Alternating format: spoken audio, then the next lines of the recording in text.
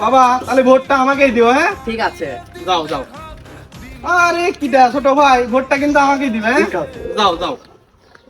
আরে আমার নাইম ভাই দে, নাইম ভাই সবার থেকে বেশি দিলাম, এই যে 200 টাকা দিলাম, ভোটটা কিন্তু আমারই, হ্যাঁ ভাই? যাও চলো।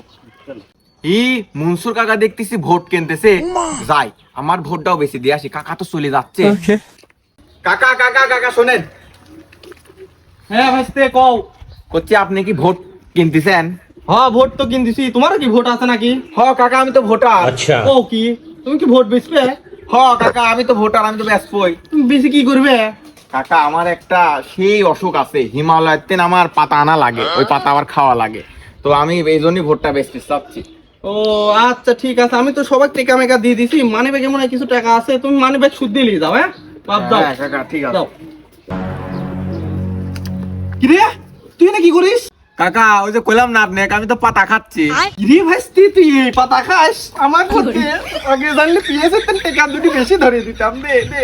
কাকা কাকা এলা আরে লাগা লাগা লাগা